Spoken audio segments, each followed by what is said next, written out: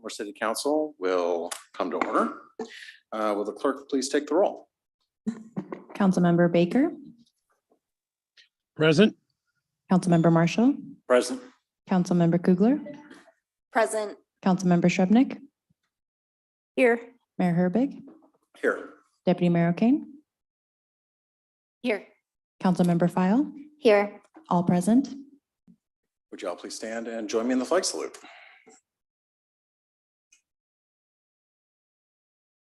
To the flag of the United States of America and to the republic for which it stands, one nation, under God, indivisible, with liberty and justice for all. Next on the agenda is approval of the agenda.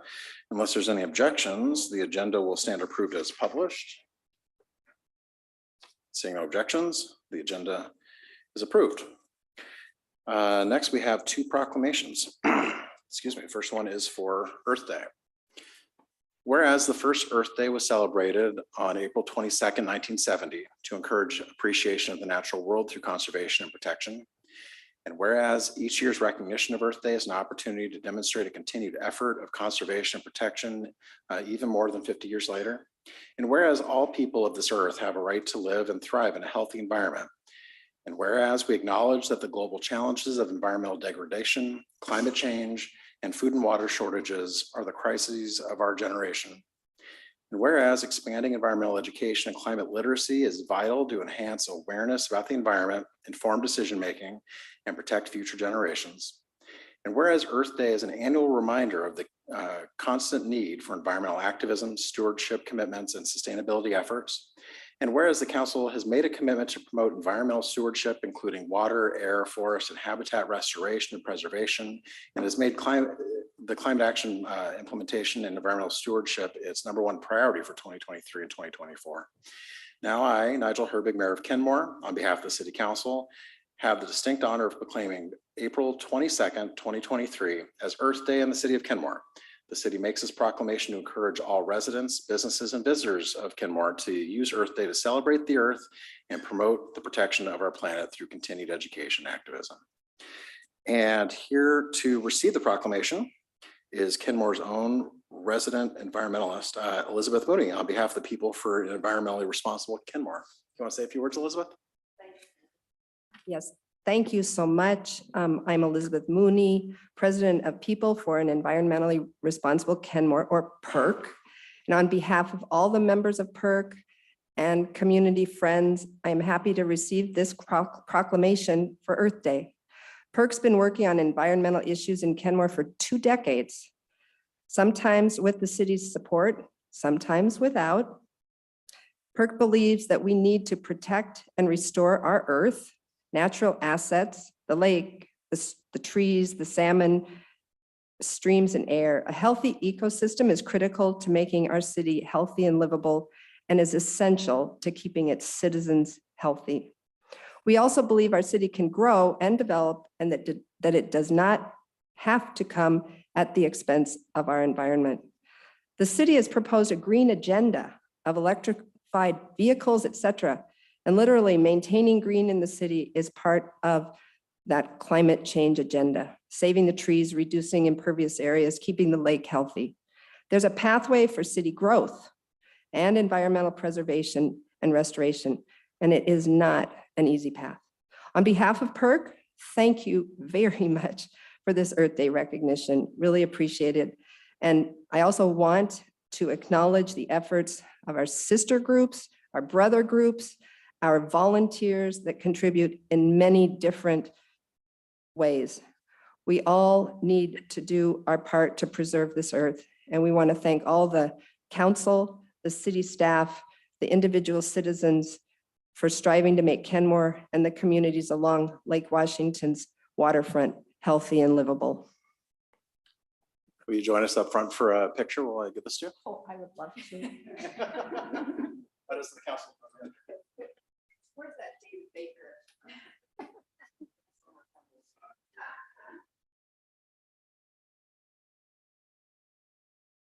No.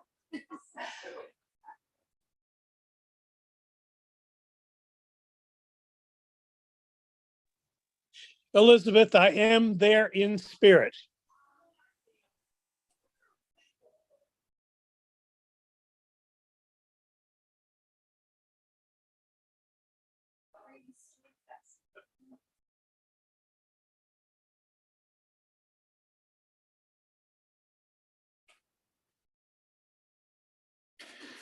And next we have our Arbor Day Proclamation.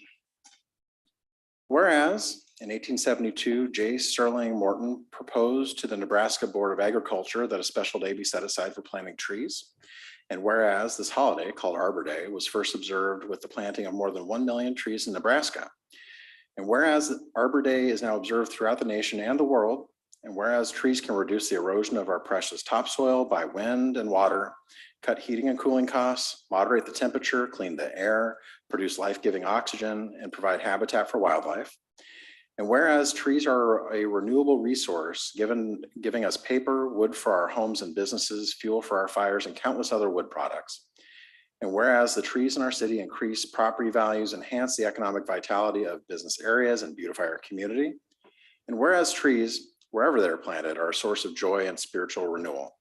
Now, therefore, I, Nigel Herbig, Mayor of the City of Kenmore, on behalf of the City Council, have the distinct honor of proclaiming April 28th, 2023 as Arbor Day in the City of Kenmore. The city makes this proclamation to celebrate Arbor Day and to support efforts to protect our trees and woodlands. We urge all residents to plant trees and promote the well-being of the current and for the current and future generations. And I want to invite Jeremy Jones, who is receiving this on behalf of the Sno-King Watershed Council. Do you have a few words to say, Jeremy?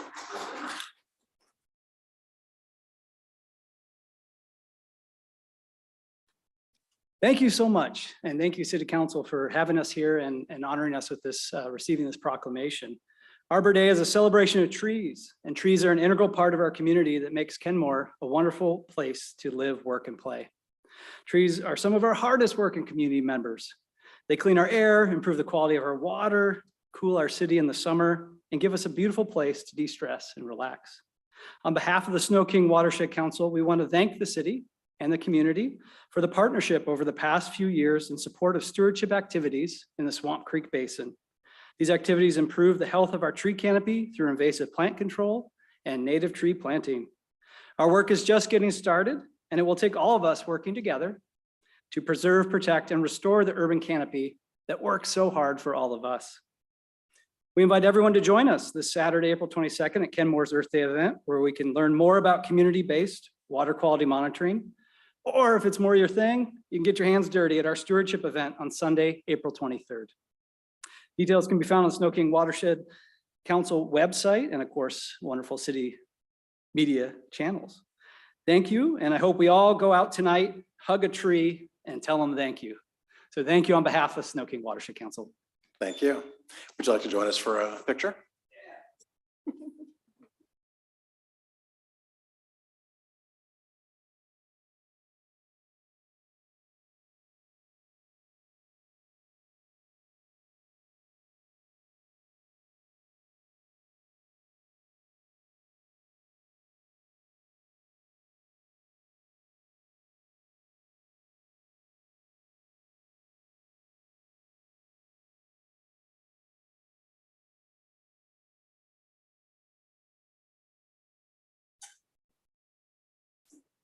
Next on the agenda, we have two presentations. The first one is a Rhododendron Park Boathouse Fundraising Quarterly Update presented by Parks Project Manager Rob Sayre-McCord, Friends of Kenmore Boathouse President Eric Schroeder, and Board Member Thomas Sanderson. Good evening, Council. Thanks for having us. Yeah, as mentioned, I'm joined by Eric Schroeder and Thomas Sanderson from the Friends of Kenmore Boathouse. They're here to present the committee, the fundraising committee for the Rhododendron Boathouse, their quarterly update. And sort of the big thing that's changed since the last time they appeared before Council is the George Pocock Rowing Foundation stepped away as the boathouse manager effective at the end of 2022 and also left their leadership position leading the Friends of Kenmore Boathouse fundraising committee. So I know there's been some struggles in the interim trying to fill that leadership gap and decide on the strategy and a path forward. So I'll let Eric and Thomas take it from here. Hello, thanks for having us. Yeah, so the Pocock Foundation actually stepped away in August, and before that we had appointed board members and officers for our committee. I took the role as president, and of course, you may know that the goal of the group was to fill the gap that was the cost overruns for building the boathouse, and it's several $100,000 was the gap, and we even with Pocock in the group, in the mix, when I started a year ago, we have not really made significant progress in reaching any kind of fundraising. In the past 6 months, there really hasn't been any activity at all. About a month ago, I expressed my feelings that I would like to step down as president, and we do not have anybody else that is interested in taking that role. So at this time, we don't know the future of this group, but we will need to discuss it within the group. But we'll either just go idle or dissolve the group altogether. And it's possible that this could be the last report from the group. Thomas, is there anything you'd like to add?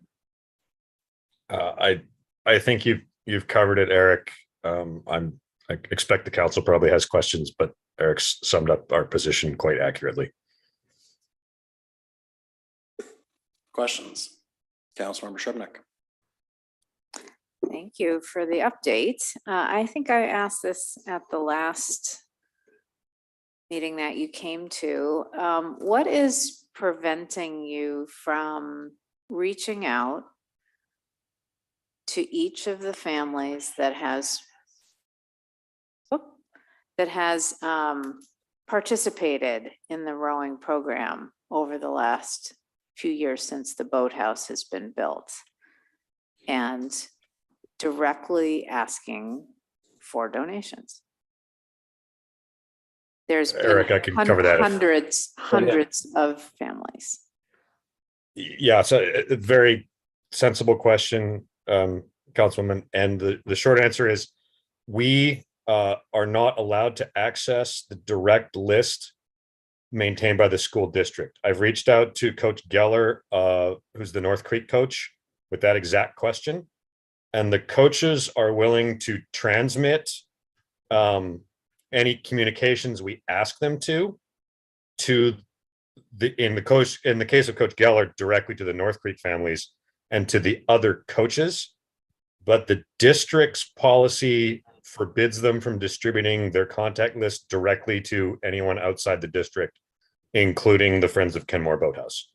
So that is the reason we cannot directly solicit to the list of families that participate through the high schools. I do have a follow-up on that. I guess that maybe more directly, there's other ways of getting the names of people who participated. There's booster programs. There are the youth themselves that all have each other's contacts, and for each of those years, no doubt. So I guess I'm not, as one member, not willing to take that as a definitive answer. Concern, and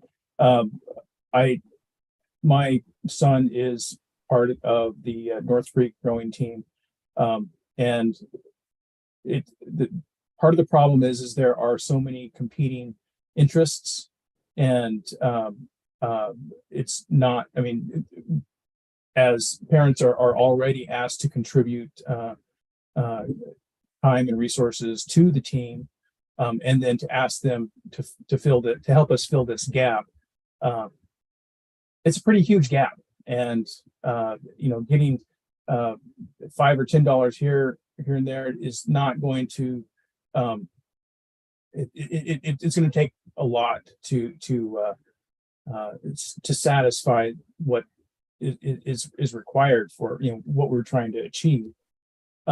We did have we did go to the events at the Boathouse to try and raise interest, and we just weren't getting the traction that we were really expecting, that we hoped to get. I don't know what we expected to get, but I think that's part of the problem is it's not just trying to fill this gap.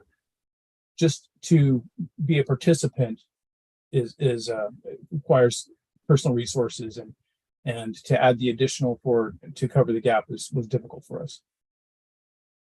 Last comment, and I apologize for the back and forth. Normally we don't do this, but I am sensing more than an inability to get the lists, that there is an unwillingness to actually do the work that it takes to get the resources or to even ask for them. I've done a fair amount of fundraising myself. It takes asking people individually. If you look at this program relative to another rowing program, any other rowing program in the whole region, this is a great deal financially for the parents. So again, I will say it one last time. It seems like this is an opportunity lost to actually ask for and expect a facility fee to accompany this opportunity that these students are having in the North Shore School District.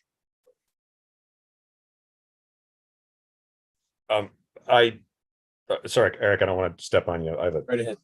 response. Okay. I agree wholeheartedly that's a sensible approach. And I apologize in advance if we've misunderstood the responsibilities and accountabilities, but under the current structure, the Friends of Kenmore Boathouse has no authority to request a facility fee from the current boathouse users. I think that's a fantastic mechanism. And Rob, correct me if I'm wrong, if you know, but I don't think the way the lease is structured, or our legal relationship to the lease and to the boathouse itself, would allow this organization, Friends of Kenmore Boathouse, to charge a usage fee. I would enthusiastically be corrected on that. No, that is correct. Yes, the city has the recourse under the lease to charge a usage fee, but the Friends of Kenmore Boathouse, I guess, could put together a package that people would agree to, but it would be voluntary. Yeah, we are completely a voluntary group. Any contributions to us is completely voluntary. We don't have any kind of authority whatsoever. Councilwoman, are we misunderstanding that last statement or question? We're assuming that it would be voluntary. It's called an expectation. When you go to a play at a local theater, it's called a suggested donation. Yeah, the two avenues we were taking, we were looking for grants, and we had discovered that the way the lease was structured, it was difficult to satisfy some of those requirements for particular grants.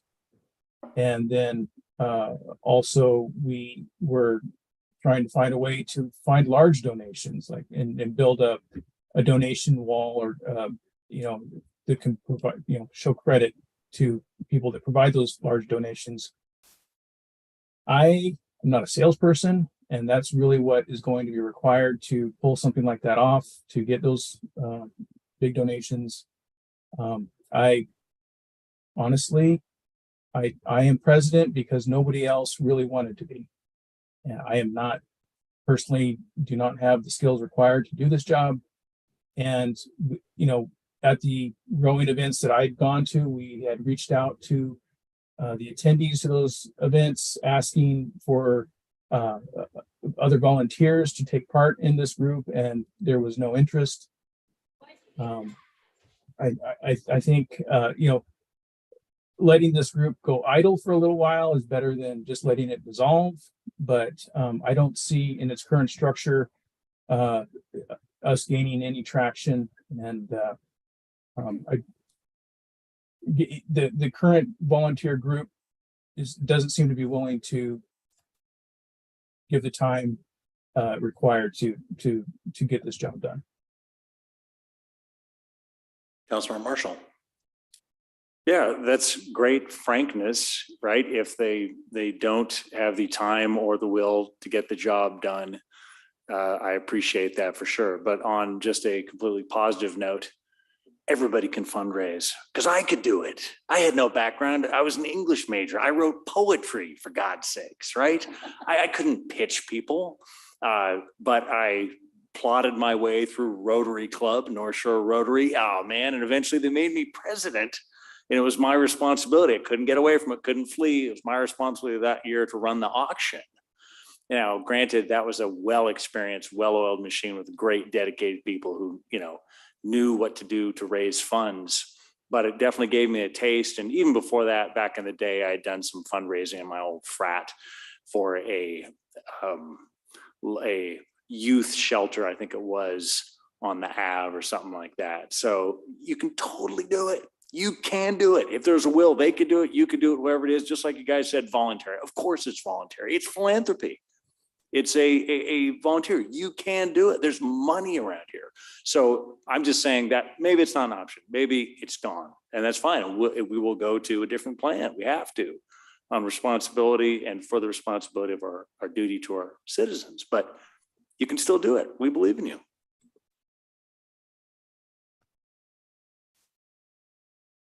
Any other questions? All right, Councilmember File. Thank you. I appreciate the love you have for the community, for rowing, the sport, and for dreaming big to foresee an opportunity of a Kenmore rowing house and a sport that could be equitable to the community. Along with my colleagues, I have to agree. The hardest thing to do is to make that first ask. And we all can sit here and have that shared experience. And I personally know until we lean into something unknown, unexperienced, we can't grow. And so to grow as an organization and fundraising, you just have to lean in, and it's uncomfortable, it is hard, but you'll find it's easier to do than you think it is. And so I want to give you that encouragement. On the flip side, we have financial responsibility and accountability to the community of Kenmore, those people who held us accountable to taxpayer dollars. So we may have some hard decisions coming before us soon. And I certainly hope to see a renewed effort from you. And I don't know that there's going to be a whole lot of time, in my personal opinion. But again, I thank you for dreaming big. And I'm going to ask you to dream big, lean in, make that first ask and make a list and make a second ask. You can do it. We all can. It's just about getting started and leaning into something uncomfortable that we are not comfortable with. But you can do it. You're amazingly fine individuals. I know you can. Thank you. Councilmember Baker. Yes. I'm very disappointed with the efforts at fundraising. But I'm very glad we made the decision we have, because so many children are benefiting from this. There are so many scholarships that will be given out to women because they have succeeded in the rowing program.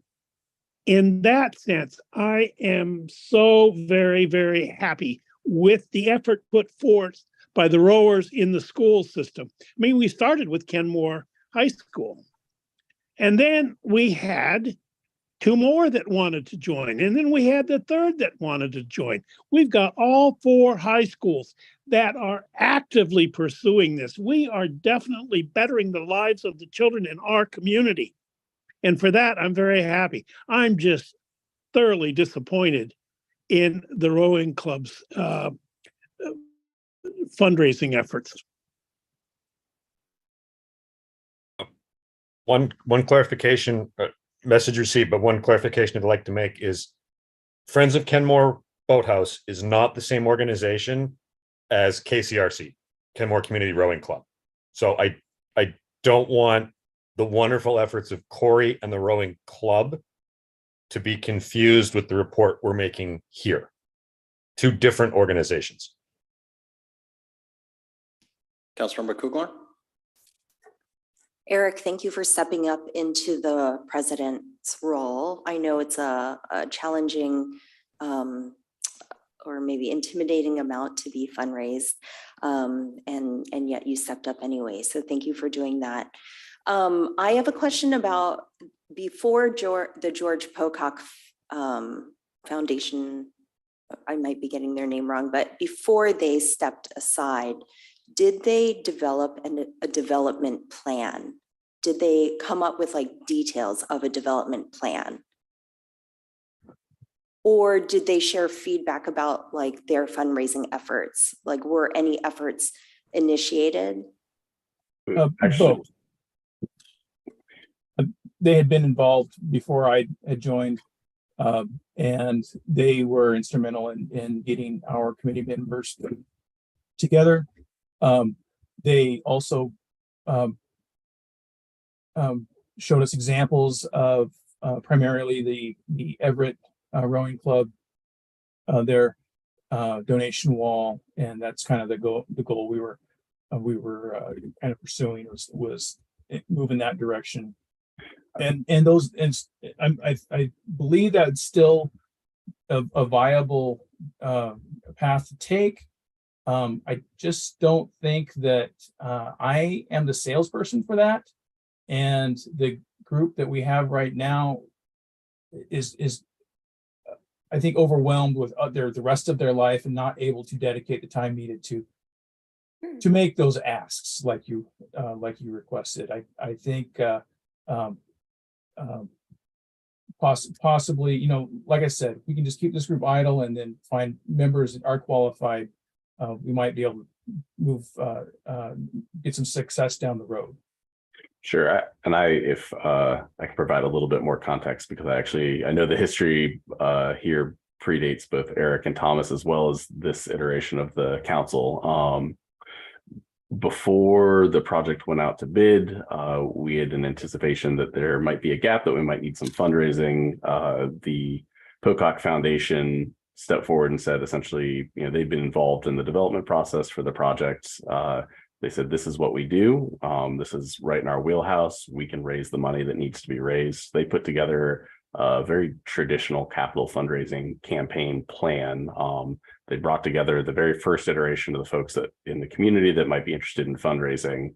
And then the pandemic hit and everything kind of went out the window.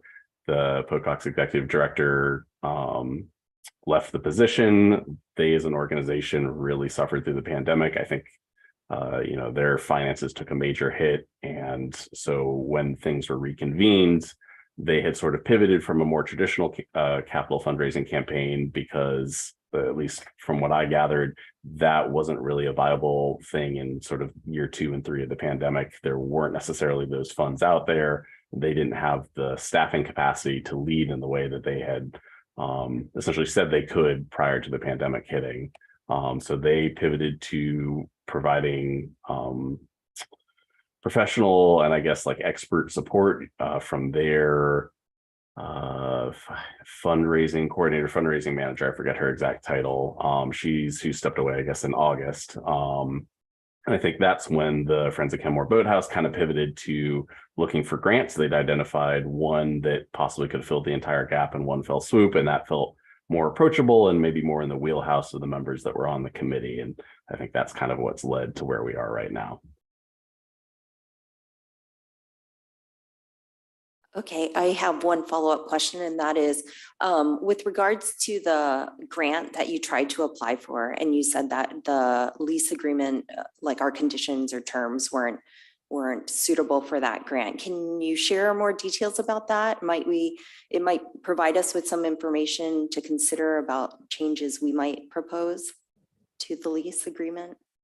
In this case, and Eric and Thomas, correct me if I'm wrong, I think it was a Department of Commerce grant, and really the sticking point, the DOC was very enthusiastic about the project, about the grant, but because the way the lease is structured with the city owning it and leasing it to the school district, there wasn't demonstrated long-term control, i.e. ownership or a long-term lease on the part of the Friends of Kenmore Boathouse who would be applying. And I think we're the only eligible applicants as a 501c3.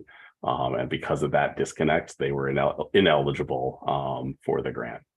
So there's that was kind of the sticking point for that one. So I think there's still the potential for grants out there that might be available to nonprofits, that might be available to municipalities, might be available to school districts that might fill this gap. And ideally, we're all partners in this project, in this facility, and we could work together to make sure the proper person is submitting with support from the other parties. And that was kind of the vision for pursuing the grant approach going forward. Okay, and my final question is kind of piggybacking on what Councilmember Schroeder asked, which is, do you know if there have been any asks, like even any emails that have gone through the school districts on our behalf to ask for funds? I don't think there hasn't been any written requests like emails or anything's gone out. So no. Okay, thank you. Any other questions? All right, Deputy Mayor. Rob, I just want to thank you for bringing forward some of the history that I think is very important for our community to hear and understand about the cost overruns. Although they're significant, they are very much related to the impact of the pandemic. And it's really unfortunate that the Boathouse and many other things were impacted by that. So we've come through an incredibly stressful time. I'm not making excuses for a lack of fundraising, but I have to say, we have come through one of the toughest periods of time in our nation's history, in my lifetime anyway. And Eric and Thomas, I want to thank you both for coming forward. I really appreciate, and I think our council appreciates your integrity in saying where you're at and what you can do. There has been an expression of disappointment. I also understand the challenges that you faced stepping forward into this role. And I'm personally thankful to hear that there still is opportunity for those grants and getting the grants requested through the right parties that may potentially fill this gap, which I think is good news. So there's something that we can continue to pursue beyond fundraising, which I also think is appropriate. There's so many things that we need to be fundraising in our world today. I'm dreaming of better funded government someday. But right now we have to work with what we've got, be thankful for this beautiful facility that is in use, that's serving the needs of our community. I really appreciate what Councilmember Baker shared earlier. There are really wonderful things happening in this boathouse, and it's something that we can't lose sight of even with this funding gap. So thank you all. Any further questions? All right, not seeing any. Thank you very much for the presentation and report. Thank you all. Have a wonderful evening. Thank you, Joe. Council. Next up, Evergreen Health update presented by CEO Dr. Jeff Tomlin and Commissioner Rebecca Hirt.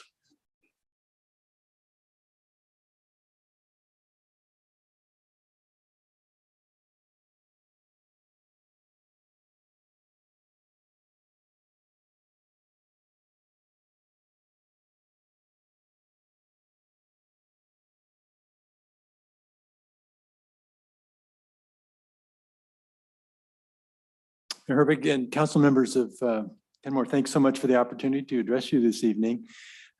We really here just to share some information about what is happening. One moment, we're working on a technical issue.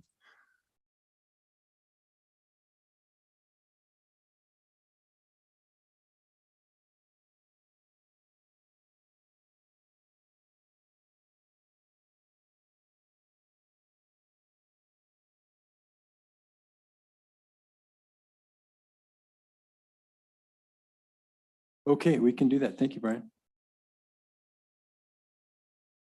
As we wait for the presentation to be called up, I wanted to acknowledge a couple other members. A past member, Council Member Milton Curtis, who's a physician that worked for us a number of years at EvergreenHealth with a very distinguished career.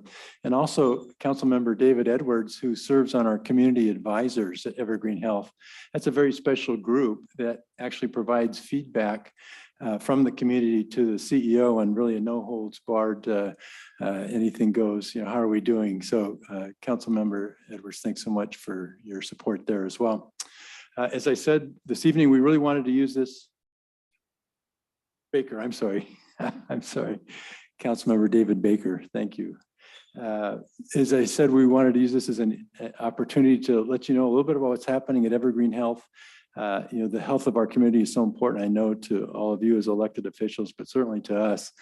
And, who'd have thought 3 years from now, some of the challenges post-pandemic that we've been involved with. So a little bit about some of the challenges as well as some of the successes that EvergreenHealth has achieved. It's important to our Board of Commissioners that we actually be out in the community now that we're really getting towards more of the end of this current phase of the pandemic. Hopefully it'll be more of an endemic virus. As Councilmember O'Kane had mentioned, it's been challenging for everyone.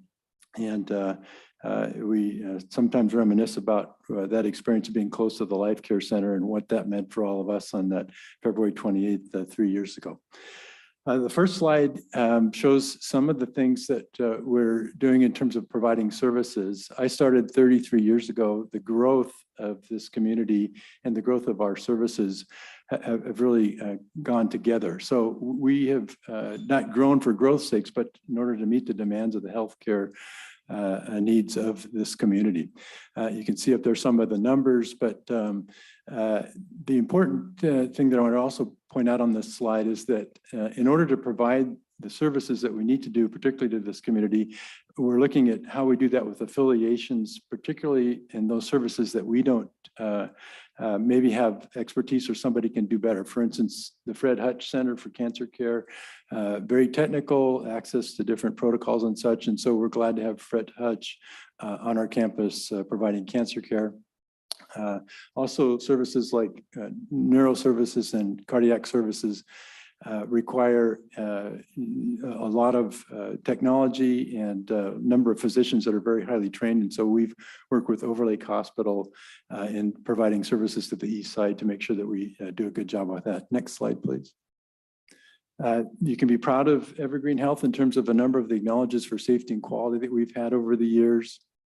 This has really been a committed journey for us. It's been very important to us. And yet, even though we're proud of those acknowledgements, we also know that it is a safety quality is a journey you never really get to the end on. You're always trying to do it better. We are proud that a number of organizations have acknowledged us to show that it isn't just one. And for instance, the Lown Institute, some of the things that we've been acknowledged for have put us in the top 5 or 10% in the nation for our care. The Lown Institute, for one, said that we were number 2 in value for quality and cost in the nation out of more than 3,000 hospitals. And most recently, this last year, they rated us number 1 in actually hospital outcomes. So again, proud of that, but also know that it's a journey that you never really get to the end of. You always try to get better. Next slide, please. Some of the things that we've been doing to the organization. Next slide. We've updated our women's services. We're very busy there, 350 to 400 deliveries a month, for instance, and an important part of the care we provide. So we have updated that as well as our ICU. We had been in an ICU for the pandemic that was made in the 80s. And so we have a brand new ICU as well. And that ICU is full. It's constantly full, and we're always looking for more ICU beds. But we are doing our best to give a high-tech, modern facility to the patients that we serve. Next slide, please. We recently upgraded to Epic, and that may not be important to all of you, but what Epic has done for us, it's the language we speak in terms of our electronic health record. And so EPIC now unites all of Evergreen Health from our more than 50 clinics, the acute care hospital, and post-acute care, which is unusual for an organization of our size to have, which is home care and hospice facilities and an inpatient hospice facility. And then also some of the work we do with Evergreen Health Monroe, but this is a very powerful tool. It links us all together. We have better access for our patients in terms of scheduling appointments, trying to get into the point where patients can actually do that online scheduling like they can do for an airline. You can get your appointment that way as well. So if you do get your care with us, we invite you to look at how to use that EPIC MyChart. Next slide. And so looking ahead to the future, I mentioned some of the challenges of being at the end of the third year of the pandemic. We all had kind of thought that maybe we could get back to normal once we got either a great vaccine or this virus became more endemic, as it appears to be doing, and less fatalities and such. But the things that we hadn't really planned for are some of the challenges for access and demand on our facilities. Evergreen Health certainly has been discovered during this time. Our inpatient census went from 150 to 200 to nearly 250 to 300, and we're at more than capacity and even finding beds in hallways and other places in order to provide care. This is not unique to Evergreen Health. You're seeing it throughout the region. And so bed capacity, hospital bed capacity is something that Greater Puget Sound is going to have to solve for. If you look at us nationally, we rank almost last as a state for number of hospital beds per 100,000 population. And we have thought that perhaps maybe that we'd get back more to a normal census, but it just doesn't seem to be happening. Certainly growth on the east side, aging population, demand for our services have been at an all-time high. While we experience some of the challenges that you all are familiar with in terms of trying to staff your businesses and certainly for healthcare. So these are things that we're really trying to work on. Access becomes a problem, patients with longer wait times that they're not used to, particularly for Evergreen Health. And wait times in the emergency room, trying to find a bed, trying to discharge somebody so that we can open up a new bed is really a daily challenge for us at Evergreen Health. So next slide, please. Some of the, we actually, again, coming out of the pandemic, we wanted to do a poll for the community to see what was important to them for healthcare needs. Certainly mental health is right up there at the top, and had a chance to speak briefly with Councilmember File a little bit about some of the great work that Kenmore and the 4 other cities have been involved with that. I had a chance to attend that with the governor in Kirkland, and that crisis center really will be important. It's a great example of how working together with healthcare providers and elected officials can come up with solutions. So a lot of great work there. We will probably be very involved with healthcare for some of those patients in terms of physical healthcare, but we're also involved with what more we can do in terms of providing healthcare at Evergreen Health. Certainly, I mentioned the bed capacity. Emergency preparedness is very important to Evergreen Health, and we felt that the training that we'd done there had really helped us respond to that pandemic those years ago. And certainly access is important. Next slide, please.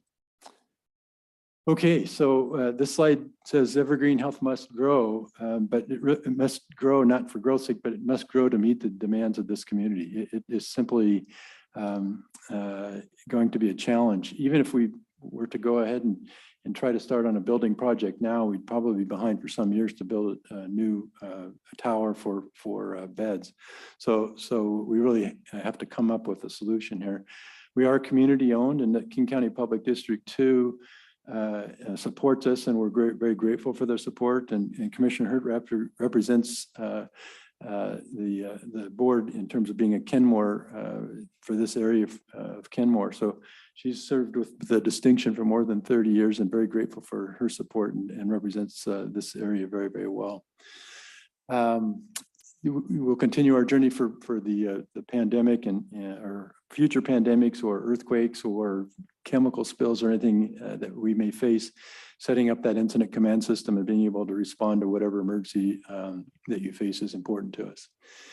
And we really need to plan for the decade or two ahead of us in terms of what that's going to look like. I think that Independent, smaller hospitals that ourselves have unique challenges in trying to compete and survive in this environment.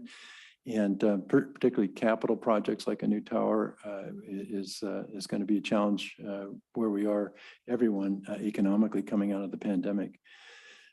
There's data there to show that since 2007, since we last built a facility, we've had a 27% increase in the district in that time. And certainly even that challenge has been great for us as EvergreenHealth has tried to meet surrounding areas as well. So we're considering a potential levy in November. It's just informational for you all that we're going to go back to the community that really we serve, and they're really our bosses, and to say, do you want us to grow again and meet the needs of the community of the future, and yet understanding that these are challenging financial times. Next slide. So that concludes my presentation. Again, it's just informational. I'd love to entertain your questions. I really do believe that solving some of the healthcare issues will require our elected officials working together with insurers and payers and business and the healthcare providers to solve these things for the future. These are growing problems, and yet we all share the same, I think, mission to try to be the best possible healthcare that we can provide. So thank you for your time this evening. Are there any questions about what we're doing at EvergreenHealth for either Commissioner Hirt or myself? Councilmember Shrubnik. Thank you for this very nice presentation, and it's good to see you both. I remember Rebecca from a long time ago, other committees that we've interacted on. My question has to do with mental health treatment, but also behavioral health treatment more broadly, including substance use. And it's kind of two-part, I guess, and the two parts are with or without the ballot measure. What are Evergreen's plans for integrating outpatient behavioral health treatment, particularly mental health screening and treatment with primary care? And of course, I'm particularly partial to our Kenmore Primary Care Center.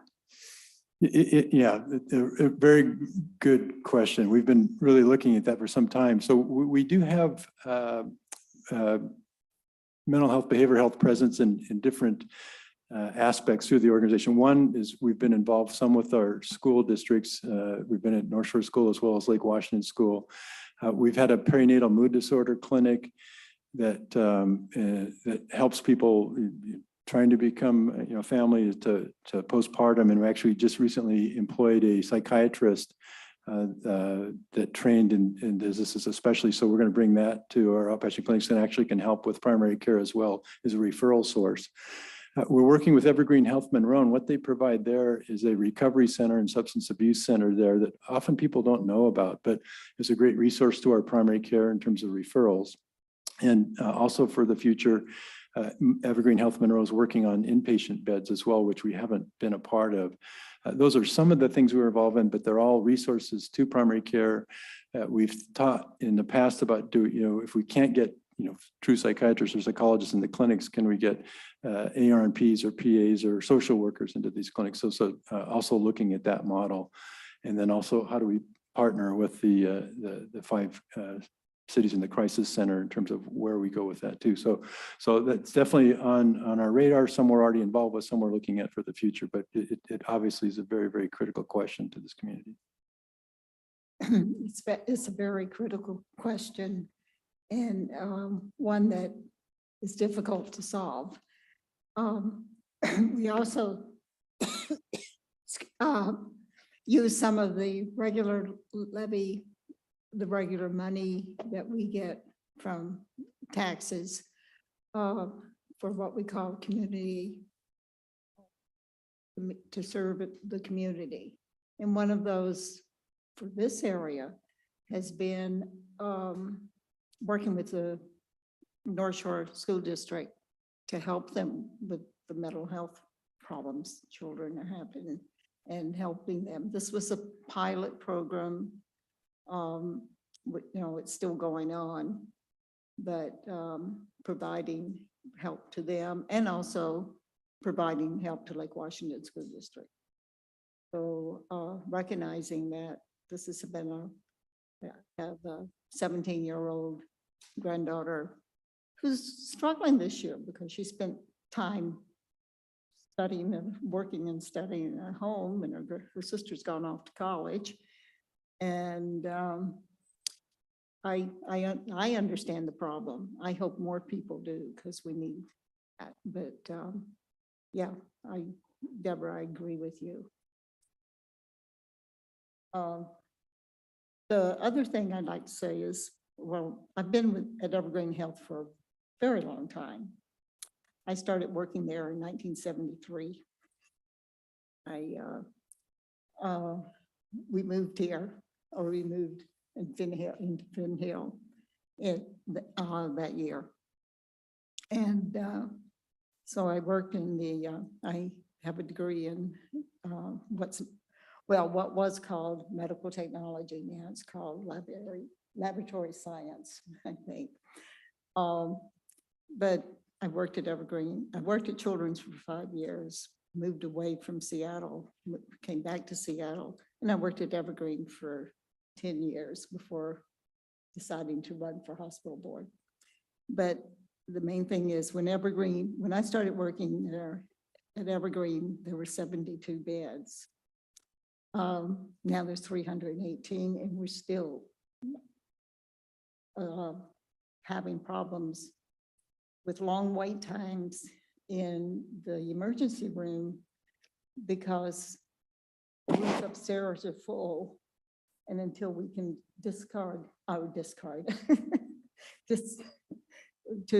anyway, a patient can go home, or until an emergency patient can have a room, there has to be a patient that qualifies to go home. And then there has to be, of course, cleanup and safety and for the new patient coming in. And this has been a problem in our emergency room of having people have to wait for a long time. I've been one of them.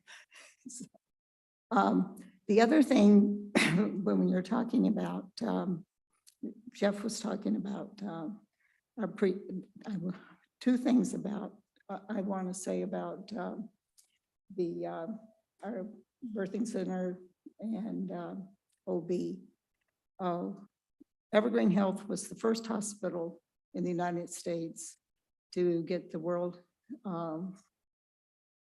the title of a baby-friendly hospital. And this was quite a few years ago now, but it was mainly because of how we took care of our patients, the care that we provided after birth. I've had 4 grandchildren born there, and I know how it helped my daughters through becoming mothers. So that's been a real thing that people don't realize, but it's the new parents really appreciate it. And it's not just a 1 or 2 type things. There's classes, and like daughters still contact people, women that they were in these classes with, there's a bonding. So that's, OB has been a very important part of Evergreen.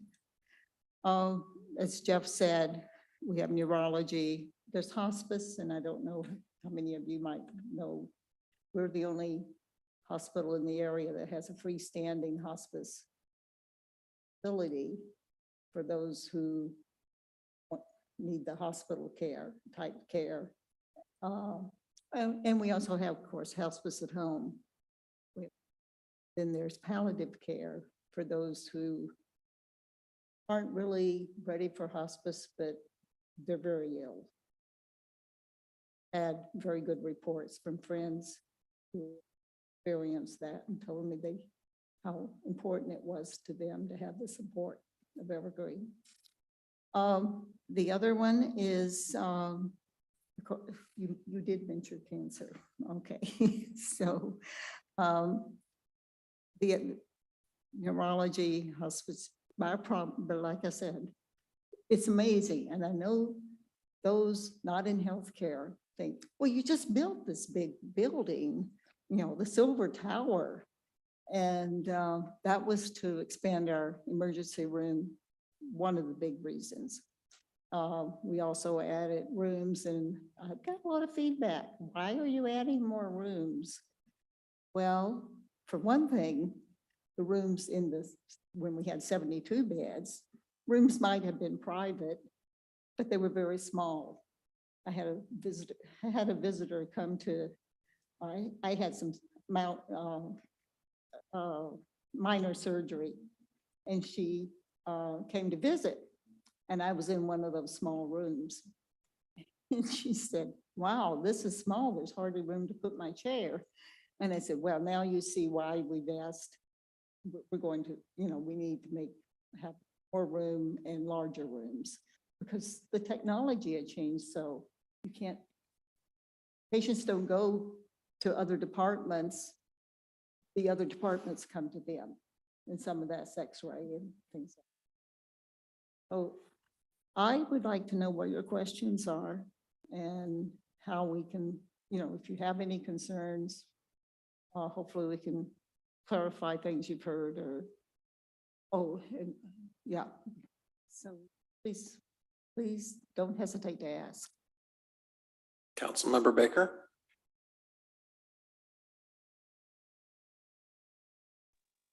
Yes. Thank you very much for your presentation. This is David Evans, and I want to thank you very much, Mark, for coming in front of us to speak. It is refreshing to have you here every 6 months or so to keep us informed with what's going on with Evergreen.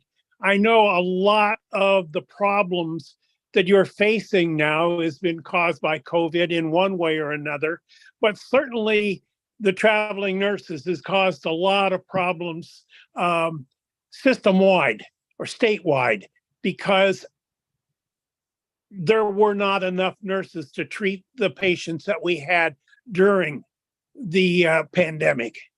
And travelers were brought in, and it's been unfortunate, but I really can't blame the nursing profession for looking at the travelers and looking at their own situations and saying, we've got to do something here. And that's put you guys in a terrible position. But Jeff, I can't really tell you enough how I feel about your running the hospital. You've done a tremendous job guiding people through this last 3 years with the pandemic. I really appreciate your leadership. I've really appreciated working with you for the past 15 years or so on the Evergreen Community Board. So thank you again. And we really appreciate your coming out here and telling us what's going on in the system. And I certainly hope you continue to do that. Thank you very much, Jeff. Thank you, Councilmember Baker. Councilmember File. Thank you. You know, Evergreen does a great service for our community, providing fine, quality, patient-oriented, healthy, human-centered care.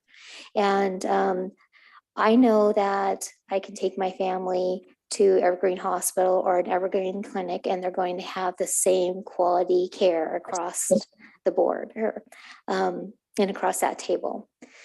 What I do notice in recent years is some changes. There's been a great amount of growth, which is beautiful and good. I do hear from some of our senior community who are attempting to access cancer care, and they're on Medicare and unable to be seen at Evergreen. They have to go down to the downtown location because that's a barrier with the kind of insurance they have.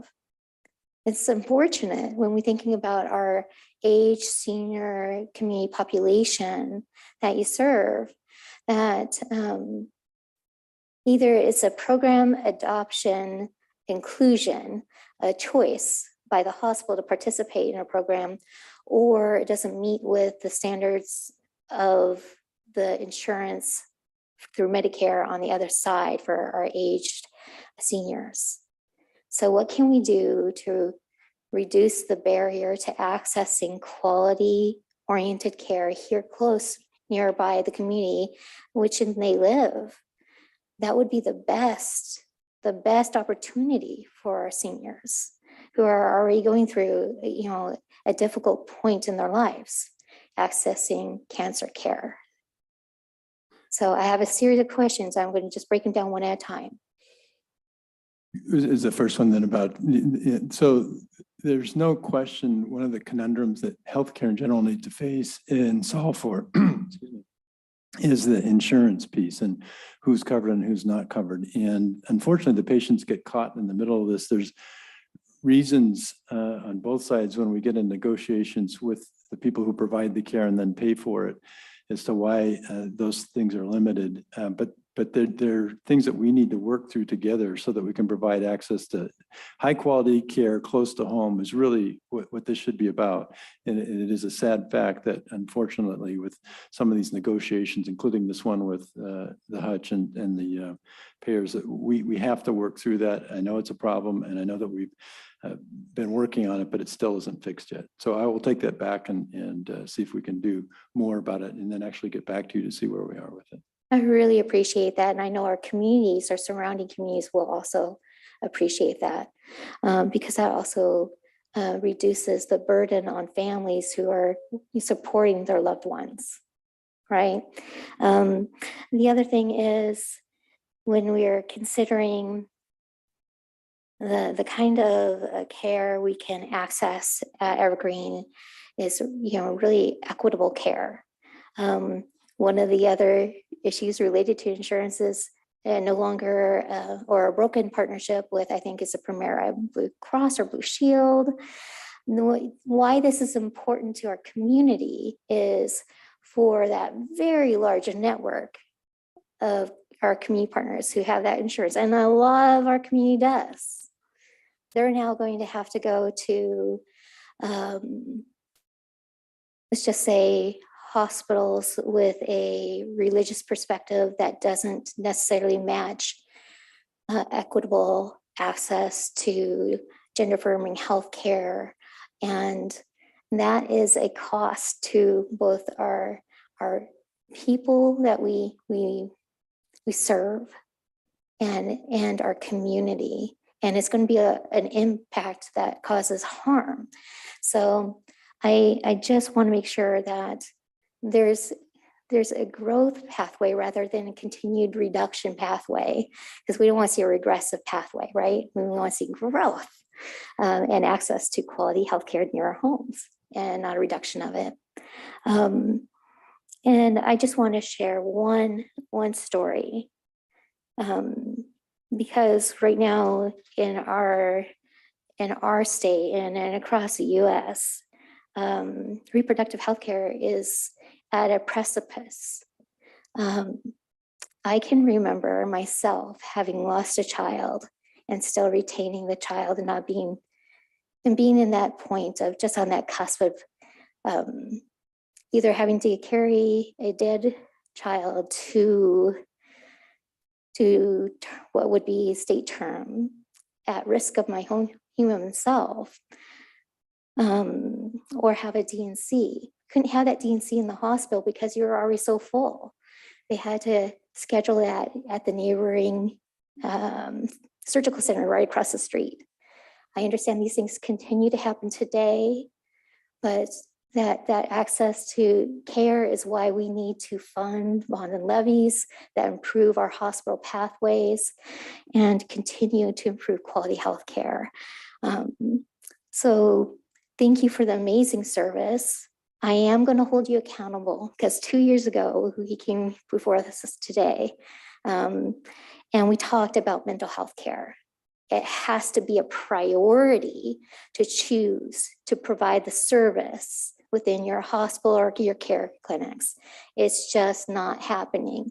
So is it an issue with the executive side of Evergreen, or is it an issue within the commissioners that are serving today, not yet in agreement to provide that quality kind of care that is very much part of a human's need, mental health care?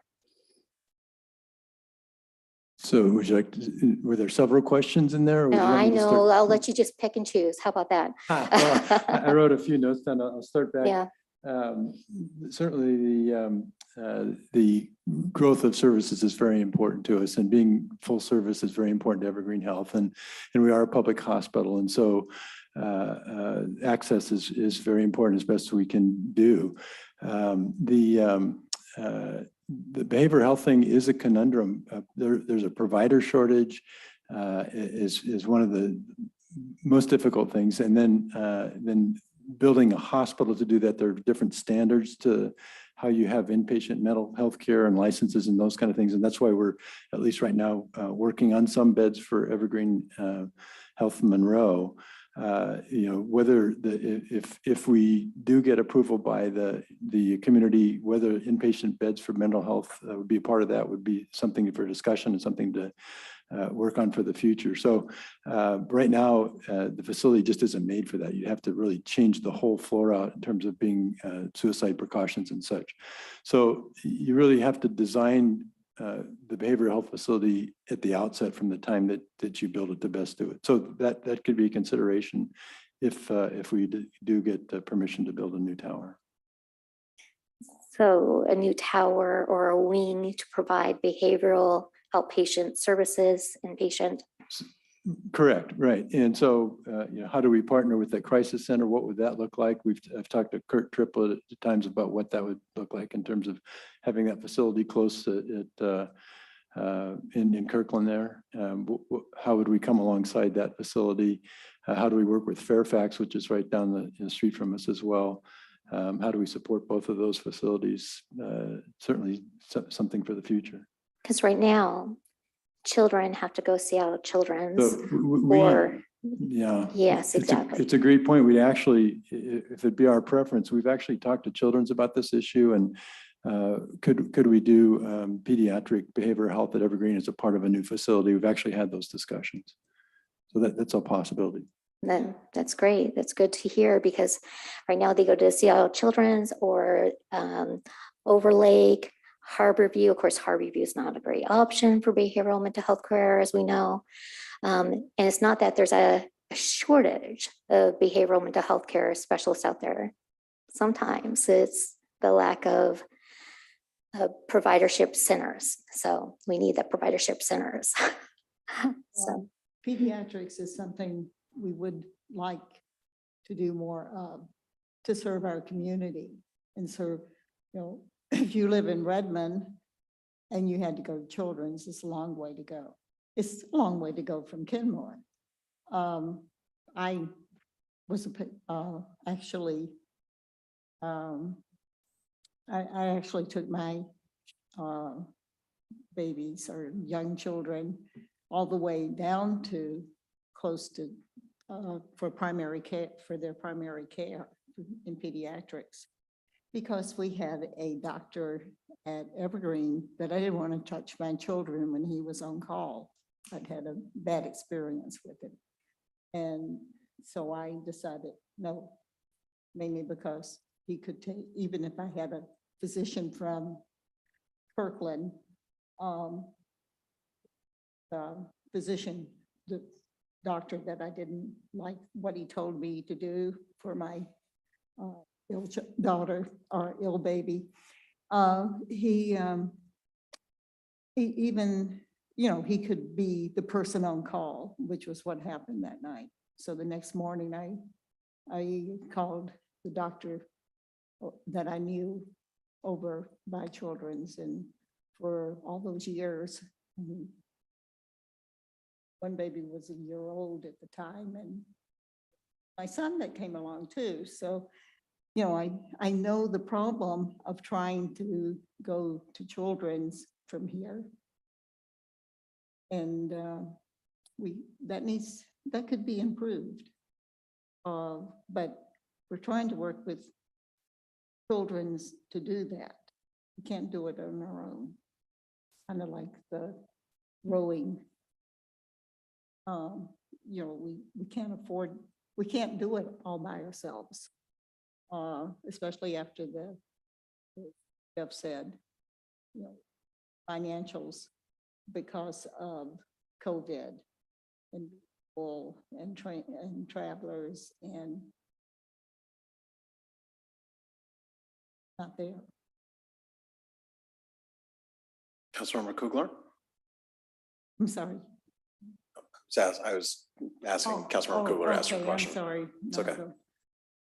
Thank you so much for coming tonight. I don't recall being here for the last time that you presented to council, but so a lot of this is new for me. I have several comments and then just a couple of questions. First off, thank you so much for doing this outreach. I appreciate it. Hopefully residents who are watching also do. I think a lot of people don't know much about the, you know, the business and operations of the hospital and the network system. And I think that this type of update is really helpful. I want to say I do appreciate the primary care option within our city. I think that provides great access and you know, proximity for our residents.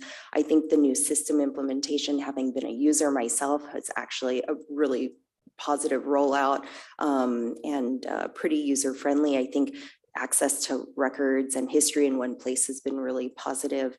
And I also appreciate that the system's community owned and directed. I think from, you know, things I've read and heard, I do have a lot of concerns about medical systems being owned or affiliated to religious institutions. So I think that's a real benefit to our public.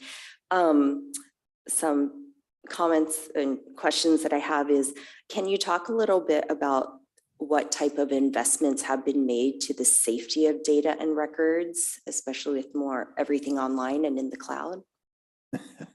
Great question. Sound like our Chief Information Officer. We are under attack every day. And so the IT team has a special group that is strictly to make sure that we're defending against those attacks. Epic, this particular health record that we changed to, is far superior to what we had. And so we're hopeful that that also provides another degree or layer of security. But just know that we do everything we can to stay on the leading edge of both the technology and the hardware or whatever that we need to make sure we keep our data safe. I've had the opportunity to see other healthcare administrators from around the nation that have had one of these attacks, and it's devastating. They were many years trying to recover from that. So the most important thing we can do is educate our staff about, you know, phishing and a lot of other things. So we have constant work and training our staff not to open up malware or suspicious tools. In fact, we even send false ones to our staff to see if they'll bite on them. So we're very, very concerned about this and very engaged in making sure that cybersecurity is something that we're defending. Great. The other question is, I've heard a lot of cases, and I wonder if you could confirm if this is happening at Evergreen, that there are a lot of referrals of unhoused residents being referred to hospitals or filling hospital beds.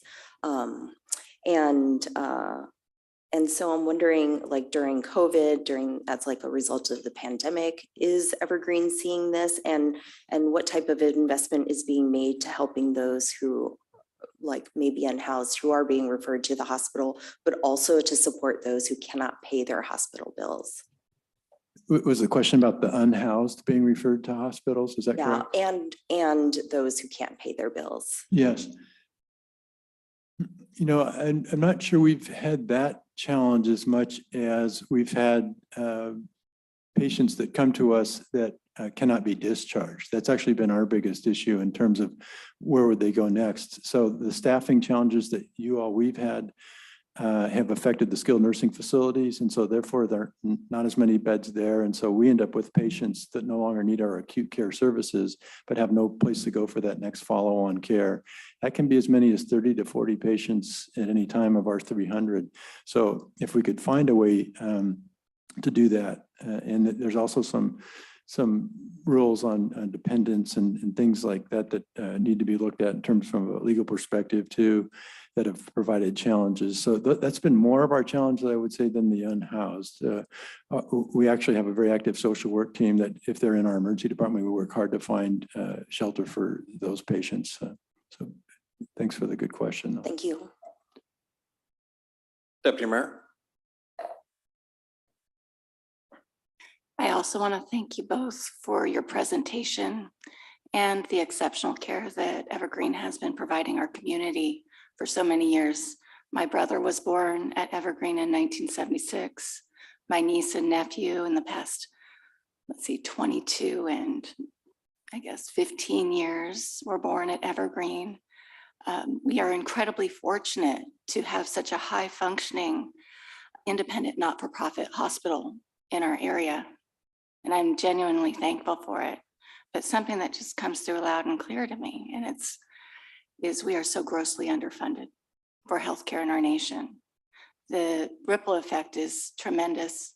We are fortunate here in our region to have enough wealth to increase taxes incrementally to, in a small way, expand services, but it certainly doesn't meet the needs of our community. It's a national issue. And the thing is, as we build hospital, and I think of that idea of capital projects, that feeds our economy, it creates jobs, it goes way beyond just the services that ultimately are provided at the hospital. We need more funding for care. We need more access to education for nurses and doctors and service providers.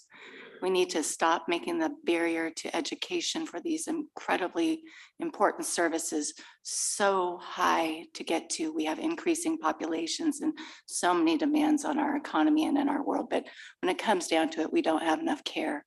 I'm thankful that you are nationally recognized and so close by, working within the constraints that we have, providing exceptional care. We of course want more.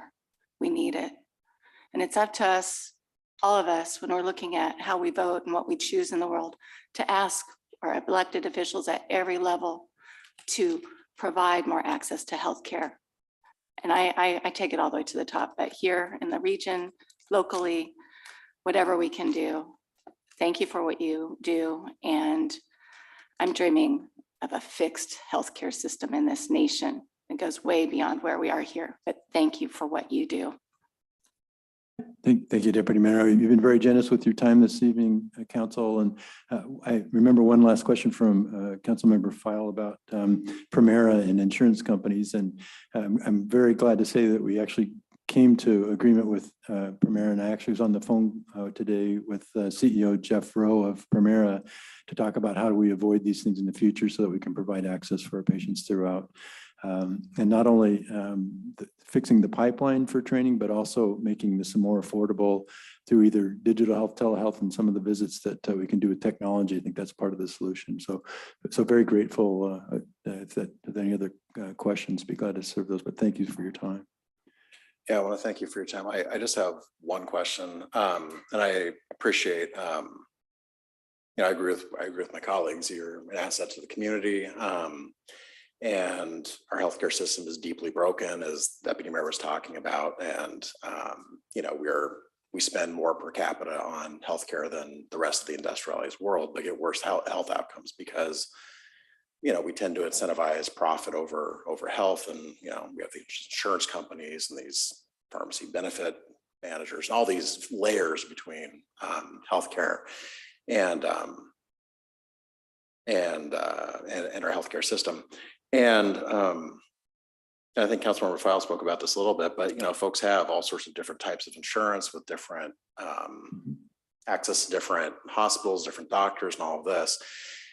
And a lot of folks don't have insurance that maybe maybe they're part of Kaiser or something else, and they don't get a benefit or not a direct benefit they see to Evergreen being in the community. Can you speak a little bit about the benefits of a public hospital district in this area and how that benefits the community? In terms of the insurers, or? I think in terms, like I said, a lot of folks don't have access to your facility, but are still paying property tax to support Evergreen. Oh, what's the benefit? So I'd like to hear that a little bit because I've heard great things about you. Sure. I'm a Kaiser patient, have been since I was born on Capitol Hill. Well, group health, but you know what I mean. So I'd like to hear a little bit about how having a public health, a public hospital district benefits the community? It's a great question. So a couple of things. One, the emergency services that are close by to you. For instance, if you were to have a stroke or a myocardial infarction, any time delay, even the traveling a few minutes down the road, can affect survivability. So having a high quality facility close benefits the people who support us, even though they may not get their care here. I think it's also a little akin to what you might say in education, that, you know, even though you may not have a child that's going to school in this district, it benefits the greater good of the community to provide public education. This public hospital district really serves at the will of the community. And so we are really employed by the community. If the community should choose one day not to have us, that would be the choice of the community. I think it would be a loss. I think we do have a tight bond with the community because of the nature of an elected board, as well as the taxpayer support. The other services that we provide, community health access, senior care, a health line, some of the behavioral health things we mentioned here before are used from levy dollars that the board directs those funds to. So those are also some of the assets. But I do think it is a special form of healthcare, and you know, we're proud to do it and hope we can continue it in the future. Thank you. That's a longtime commissioner, and even with commissioners who've only served for a few years, providing healthcare for the community, meeting the needs for healthcare in our community. Are we meeting those needs? We ask those questions. You know, what is needed more than, is A needed more than B type thing. So yes, we're very committed to providing care for the community. Sometimes we need to know what people think are needs, but and how we can get around it. And the insurance is just a mess. I told my husband years ago, he's a retired Boeing engineer, and there was something with the insurance, and I said, Tom, the insurance company is not your friend. I think it would be nice if more people realize that. I have a friend right now going through how will she get her medical care. Any other questions? Councilor File? I just have two last prompts, one being a question. So you say you're considering bringing a levy in the near future. I invite you to come to us and ask us for a potential position on the levy when you're ready. We can arrange that. If you plan it well enough in advance, we can possibly work with that. And two, volunteering for community events. Of course, we have a wonderful summer farmers market, and that's always an opportunity to get down into the community and have a greater presence. And I highly recommend and invite you to participate meaningfully that way. So thank you very much. Thank you for those opportunities. We'll definitely do that. Well, thank you very much for coming tonight. We really appreciate it. Thank you all for your time. Don't hesitate to ask us questions. Oh, no, you said I wish you came more. We could come more, you know, and especially if you have questions and work together.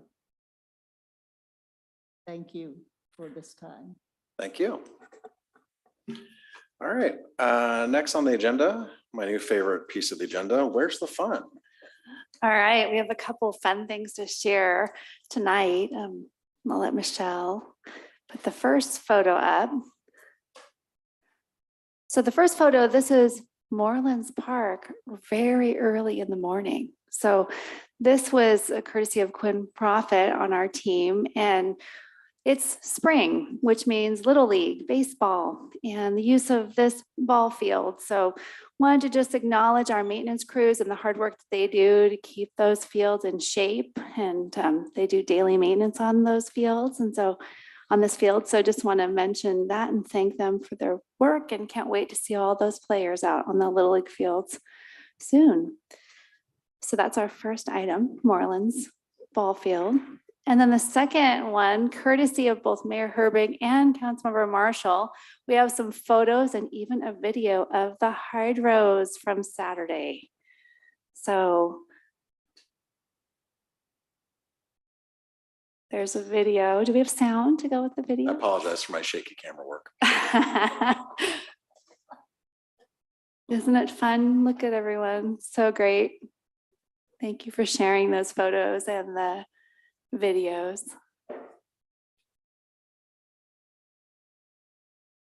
What a fun tradition in Kenmore.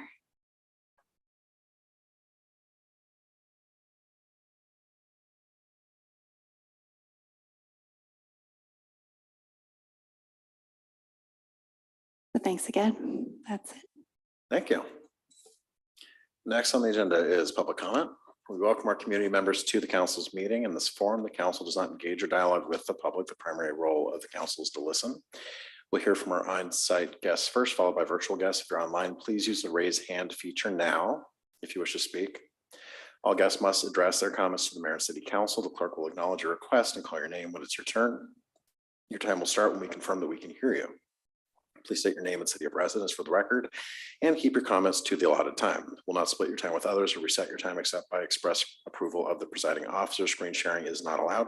You can submit materials to the clerk, to the council or clerk in advance. Please do not comment about pending development projects on which the council will make future decisions, as those are quasi-judicial matters and council members must limit their communications about such matters.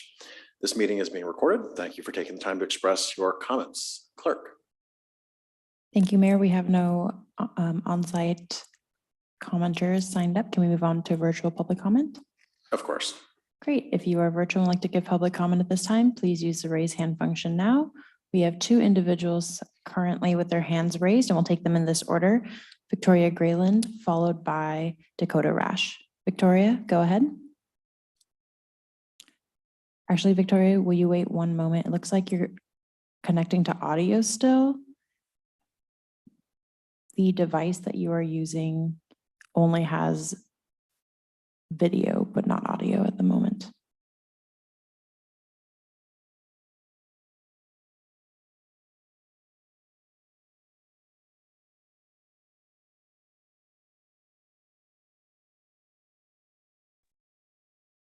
Can you hear me now? We can hear you. Go ahead. All right, thank you.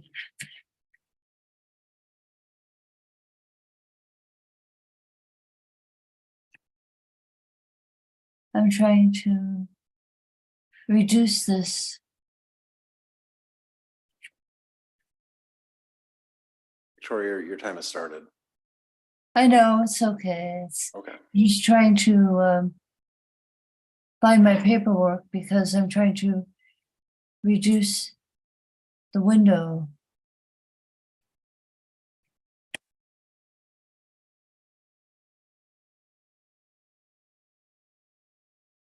Sorry,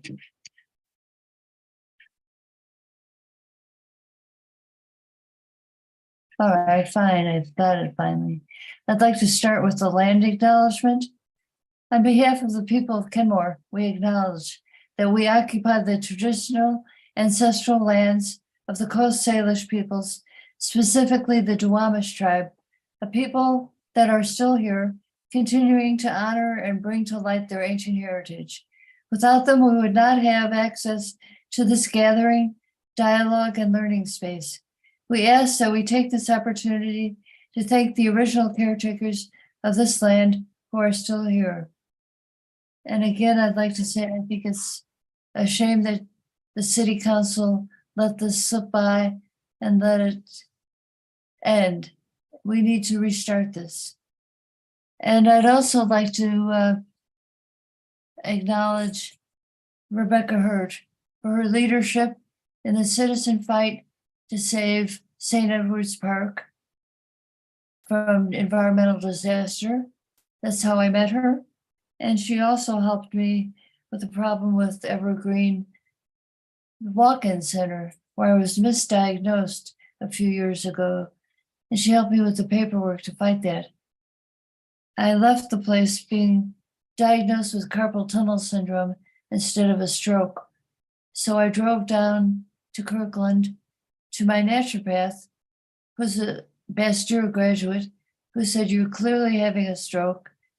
She gave me an injection of blood thinner, and I was much better. And I have pledged that I will never go to that walk-in center again. So thank you, Rebecca, for your work. I will say that Evergreen Hospital was a much better user experience than Northwest Hospital. Thank you very much. Dakota Rash, Good evening. Can you hear me? we can hear you. Go ahead. Thank you very much. Again, good evening, staff, city, and mayor of Kenmore, or council. Sorry, it's been a long day. I just started trial. I thank you all for the time tonight, and I'm here predictably because of Earth Day, and I wanted to make a comment before you all because you all are in decision-making positions. In my environmental advocacy, I often encounter people that are wondering what they can do to help the earth. And that question is all the more prevalent around Earth Day, which I frankly struggle with mightily because I think it comes from a place of valuing the natural world, which I'm super in line with, but I think it also has a chance to tokenize things. But people are motivated, which, environmental movements got to take advantage of, and they ask what they can do. And I've said this to you all before, but I think what they can do is they can come before you all. But here I am tonight struggling to come before you all on Earth Day because I don't know what to ask of you. I of course have a long list of what to ask of you. But I think what I've landed on tonight is just to ask to reflect on our absolute connection to this natural world. I'm sure you all already do this, but I guess what came to me tonight was to tell you all a story and ask at the end that you reflect on it and our connection with the natural world. So it's a short story, has to do with trees and the origin of the term tree hugger.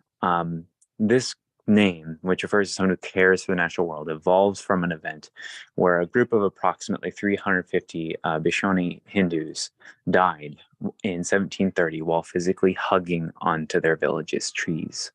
They were protecting these trees from being harvested to build a royal palace. And while those lives were tragically lost, a royal decree outlawed any subsequent tree harvest in those villages. So what I think this story tells us is we are inextricably tied to the natural world, not only in terms of what we use it for, but its impact on our mental, emotional, and sometimes even spiritual well-being. And it's not doing well right now. I think what that story also tells us is that the enemy of so many things, of human well-being and of the natural world, is gluttony, which I think means taking more than one needs. And so I invite you all to reflect on these two things as we go into Earth Day and Earth Week, thinking about how we can best support each other by supporting the natural world.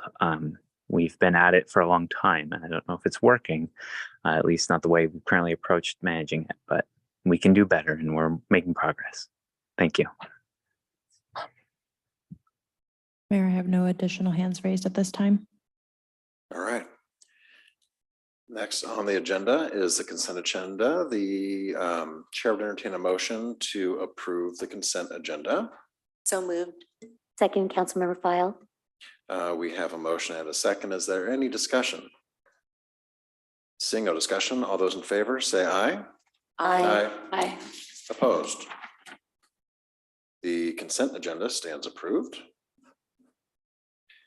And now we have our study session agenda, Kenmore Municipal Code Title 12 updates continued, presented by Engineering Director John Vicente.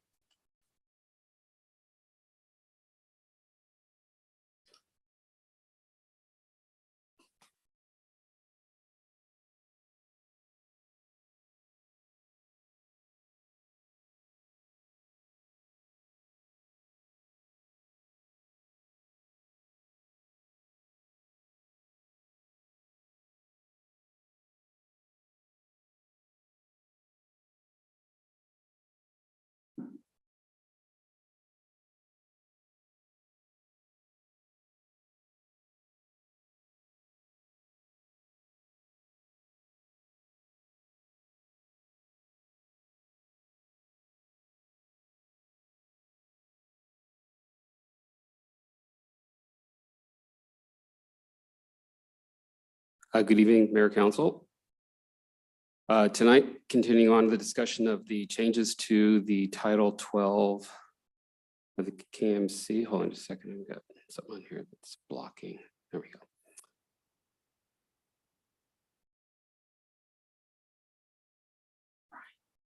Okay.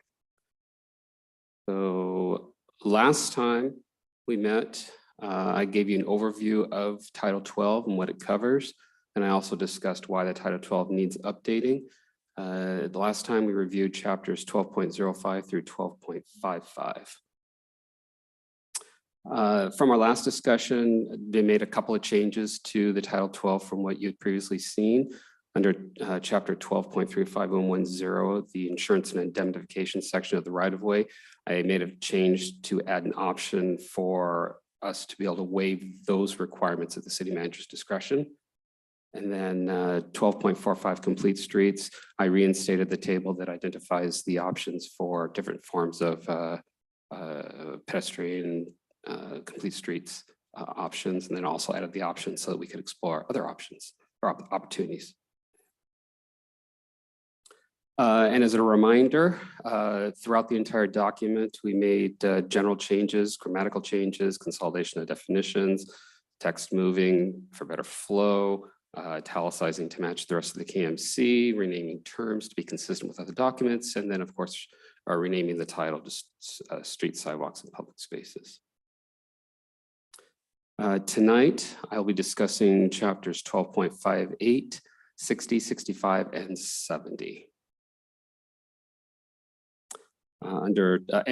As before, I will be limiting the discussion to those things that are more policy driven and not discussing de minimis type things, simple stuff. So 12.58 is the wireless communication facilities within the city right of way. This section authorizes wireless facilities in our right of way and also establishes the permitting and fees for the use of the right of way. What's changed here is I allowed an extension for up to 2 years for these agreements. It currently sits at 10 years and then expires. And so I like to have a little bit of extension because sometimes it takes a while to get these things renewed. So provided that option.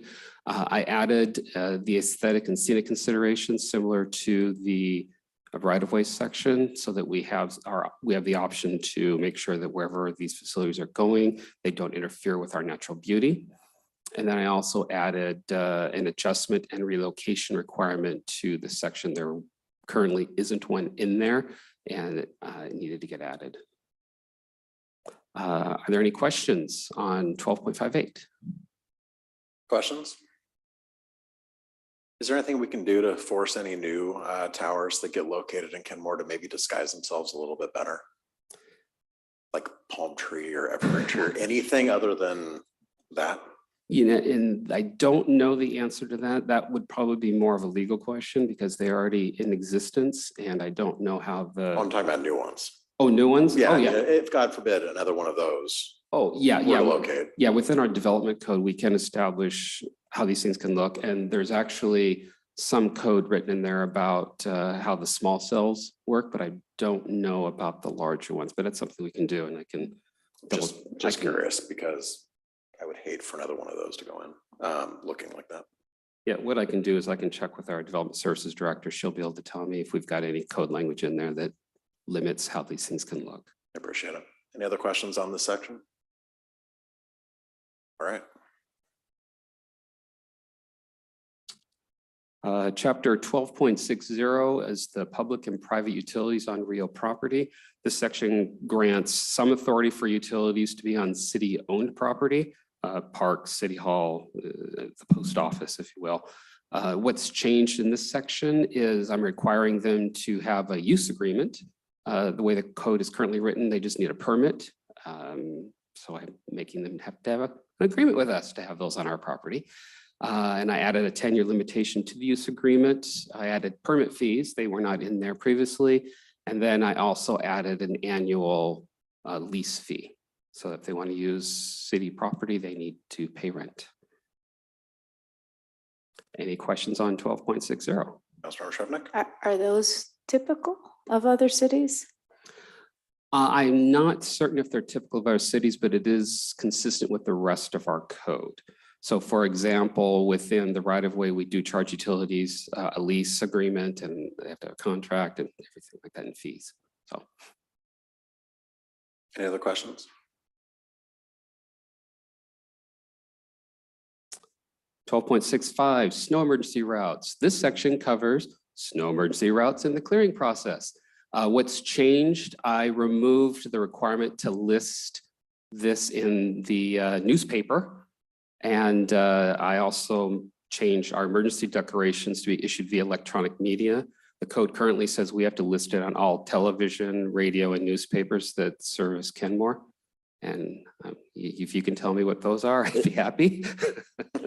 So just limiting it to our typical electronic media. Any questions on 12.65? Questions? This is going quick. I love it. And now 12.70, sidewalks, planting strips, and street trees. This section establishes the rules for how our right-of-way is to be maintained, and it also places the responsibility of the adjacent property owners to maintain the planting strip and sidewalk at most locations. So what has changed? Under 12.70030, the abutting property owners, this is a new section that was added, and it pretty much just states that the property owner is responsible for the expenses of the maintenance of their portion of the right-of-way. 12.70.040, procedure for sidewalk construction and repair. This is something that's new within the, I believe, the RCW, where the city council has to authorize staff to assess fees to property owners where a sidewalk has been damaged. Currently, the way the code is written, if a private property owner does something that damages our sidewalk, we can order them to make fixes. And if they don't make the fix, then the city is allowed to go in there and make the fix. And then we charge them for our fee, our cost to do that. Well, the law now says that those fees can only be charged to the property owner by ordinance. So I had to make those changes. 12.70.050, right-of-way vegetation maintenance. I added unimproved right-of-way to the requirement. Currently, it's just improved right-of-way. So I added that little stipulation because we've got a lot of places where it's unimproved. And so that responsibility had in the past has fallen to the property owners, and I'm adding clarification for that. And then I also added that city maintenance of the right-of-way may be done at the city manager's discretion. So for certain locations like SR 522 and Juanita, we've decided to take over the maintenance of those right-of-way, the planting strips and the medians. So I've added this bit of allowance in there so the city manager can make decide whether or not we want to maintain those portions of the right-of-way versus the adjacent property owner. 12.70.080. These are exemptions to maintenance. I added some clarification regarding how and when a person needs to maintain multiple frontages. So in a lot of places, you've got homes that are on corners, or you have a home that has a frontage in the front and in the back of their yard. Our code is pretty silent on any kind of exemption to that. And so I added in that the property owner is exempt from having to maintain, say, the back if there's unreasonable access. A perfect example might be someone that it specifically states in the code that there's grade differences. So if you've got big hill going down the street and they've got to walk half a mile just to get to that or drive to it, that is an example of what would be unreasonable, and we would exempt them from having to maintain that. So 12.70.100, right-of-way maintenance enforcement. This is a new section. Currently, the code says that right-of-way vegetation enforcement is per the sidewalk enforcement, which they're completely different animals. And so I needed to separate those out because they need to be treated differently. And so within that, of course, I added the typical language for maintenance. If they need to do it, if they don't do it, then the city will enforce it. And we have two mechanisms for enforcement. One is through our 1.20, which is more of the nuisance. So if you've got ivy growing into the sidewalk, but it's still wide enough for someone to walk through and get accessible, that becomes more of a nuisance, and we tell them to fix it. If they don't fix it, then it goes to our code enforcement person to address it. But if we have a situation where the public right of way, there's a hazard, if there's a problem with folks not being able to get through, or there's some sort of sight distance issue, then we can order them to remedy the situation. If they don't get to it in a timely fashion, then we, the city, would go out there and make those fixes, and then we would charge the property owner for that cost. That does not require council authorization. That's the big difference between vegetation and the sidewalk. And then some last minute changes that I did make that did not show up in the packet that you got for tonight. I needed to add a line regarding notification to the property owners, which is in quotes there, to instruct them what they're supposed to do and give them a reasonable time for trimming of vegetation. So, and then I also added ADA accessibility as one of the reasons how we would gauge whether or not they are non-compliant with our code. That wasn't in there, and then just a little bit of wordsmithing. So those have been changed. You'll see those at the next update, the changes that I made, but just for your information, this is kind of the things that I did. Any questions on 12.70? Councilor File. Thank you. On chapter 1270, I'm just going to start at the precipes there. You know, when we're thinking about the maintenance of the right of way and vegetation, whether it's city planted vegetation whether or not it's the portion of the owner's part of the right of way is public right of way. It's defined by law. So I think we have to be straight and clearer on that. And two, not all times can our community respond physically to some maintenance requests like that.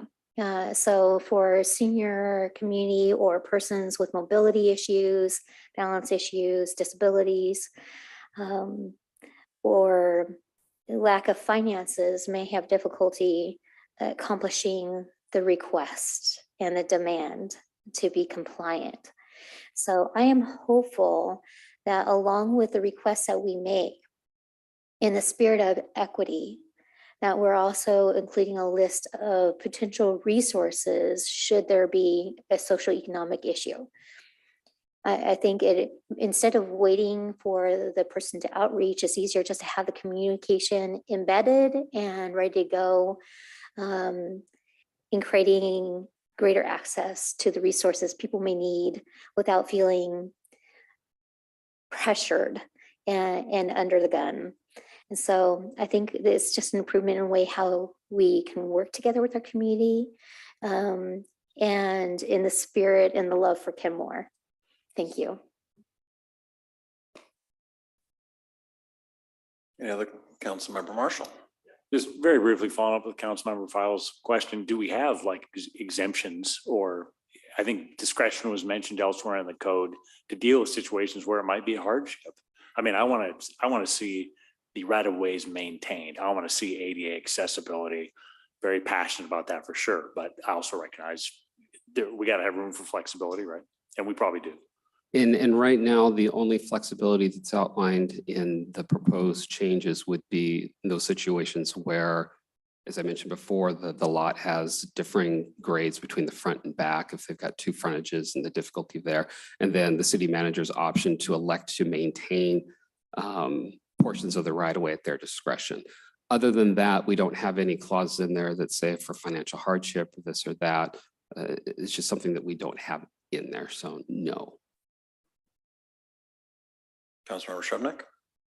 Yeah, on that note, I mean, when you're doing notification to a property owner to actually do enforcement? Could that be part of the written communication that if there is a hardship or hardship, either financial or physical, like they're unable to maintain it, they could let the city know and not have it written into the code, but just, have a way that they could contact the city and then we make an arrangement. And in the past, we have done that. We've worked with property owners that have made claims and we've tried our best to accommodate. The difficulty we have is that we've got to treat everybody equally. And to do so, we need to have policies in place that identify what economic hardship is. If someone, if someone can't afford to do something or physically unable to do something, what does that mean? And if there's one physical inability to do one thing, but they can physically do something else, it's really setting those guidelines that would be a little complicated, I think, to do. But as you said, that's not something we would write in the code, but it's something that we can talk about internally. Yeah, I would really want to talk about that with our city manager, because in the past, he and I have tried to work around how we could possibly assist those people that have extreme difficulties. And we have managed to do that. But it's trying to find those resources that are few and far between. And it looks like our city attorney has her hand up. Thank you, Mr. Mayor. I just also to add a last bit to this conversation, I'd note at the very end of section 1270.080, which is the exemptions that Mr. Vincente talked about. Exemptions can be granted by the city engineer based on standards that the department develops, so informal rules. So there is some flexibility built into this proposed ordinance.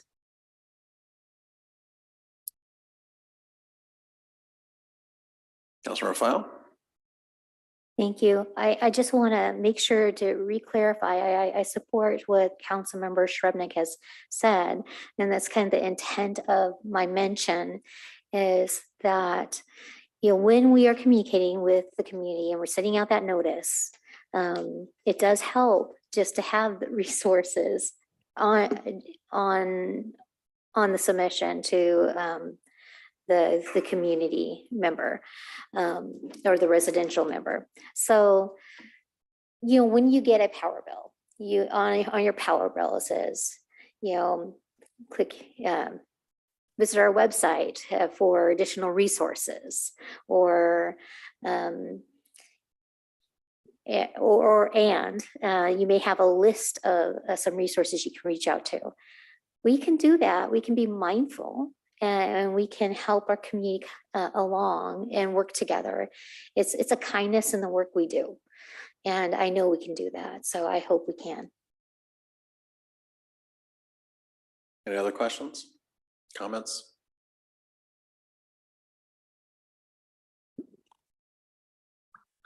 So what's next? On May 1st, I will be covering chapters 12.80 to 12.95. which would then be the end of Title 12. So we'll have a final discussion on May 1st regarding everything we've had. On May 22nd, I'm hoping to get council to adopt the Title 12 ordinance to make the changes in effect. And then also in the past, council, I mentioned we had to do a resolution for parking removal, but in speaking with our city attorney, she believes that an ordinance is actually more appropriate for that action. So I've changed it to adoption of parking removal ordinance, both on the 22nd. That, if the council has any final thoughts they'd like to provide me before we end this. Questions? Not seeing anything. Great. Thank you very much for the presentation. Thank you. Staff report. So I just had one thing tonight. So the American Rescue Plan Act Business Assistance opens today. If you recall, this was approved by council last year, and the program will be open through the end of May for application. And Janet Quinn is leading this effort on our team. And there will be this Thursday an information session for business owners interested in applying or have questions at 6:30 here at City Hall. There'll be another session on May 11th as well. And then the application's online and can also be, you can get one in paper if you'd prefer to apply that way. And again, the applications are due at the end of May. So looking forward to that and want to make sure, please spread the word to our businesses so they know about this opportunity. Councilor Fowle, you had a question? I do, thank you, Mr. Mayor. So for clarification, that's for nonprofit organizations and businesses? So, yes, it is. So Okay. they can apply both, yes. And then we learned during the pandemic that business grants between $12,000 and $15,000 were more meaningful. Is that something we can reconsider like we did prior to have that additional level be made available? As we've advertised the program, it's up to 10,000. We're hoping to have great flexibility because we want to see what applications come in and what the need is and what the pandemic impacts have been on the applicant businesses. So yeah, that's the way that we've approached it is, and the way it's been advertised is with the flexible up to 10,000. Okay, well, I look forward to hearing our community's feedback and thank you for the work. Great, thank you. Council member reports and comments. Councilmember Baker.